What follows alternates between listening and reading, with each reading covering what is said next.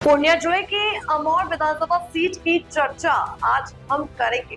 जी हाँ, बिहार की अमौर विधानसभा सीट पर कांग्रेस सबसे मजबूत रही है, मगर पिछले चुनाव में ओवैसी की पार्टी ने उनके किले में सेंधमार की है।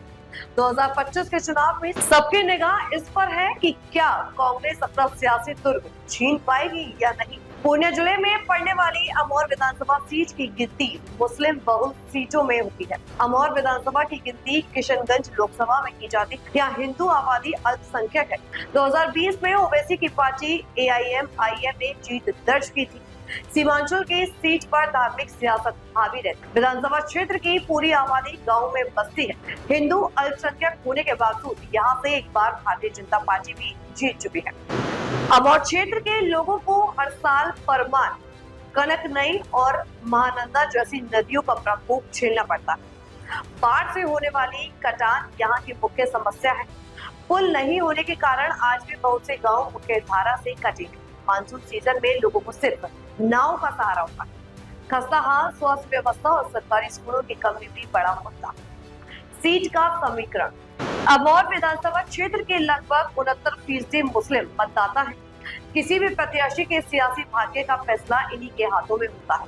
विधानसभा क्षेत्र में अनुसूचित जाति के मतदाताओं की संख्या लगभग 4.1 और अनुसूचित जाति केवल वोटर्स की संख्या 0.71%। 100% आबादी ग्रामीण क्षेत्र में रहती है। यहाँ से चुनाव में स्थानीय के अलावा राष्ट्रीय मुद्दों का भी असर दिखता है। यही वजह है कि पिछले चुनाव में ओबीसी की पार्टी को बड़ी जीत मिली। सीमांचल में ओवैसी की पार्टी के उदय में राष्ट्रीय जनता दल को चिंता में डाल दिया है।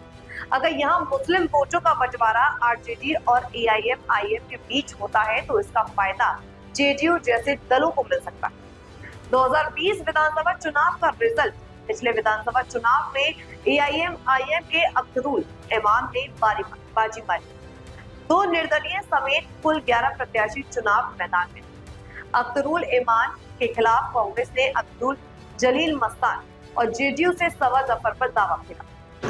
अख्तरुल इमाम को सबसे अधिक 94,459 मत मिले। दूसरे स्थान पर 41,944 मतों के साथ जेडीयू प्रत्याशी जवा सफर रहे। दोनों के बीच हार जीत का अंतर 52,515 वोटों का रहा। कांग्रेस प्रत्याशी को 31,863 मत मिले थे।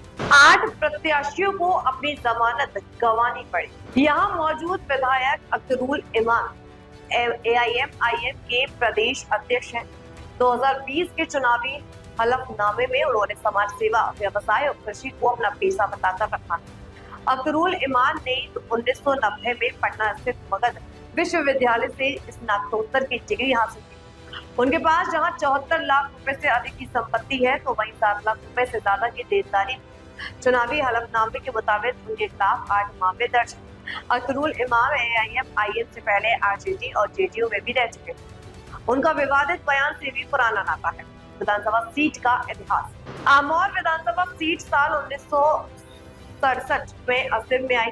पूर्णिया जिले में होने वाले के बावजूद अमौर विधानसभा सीट किशनगंज लोकसभा का हिस्सा है।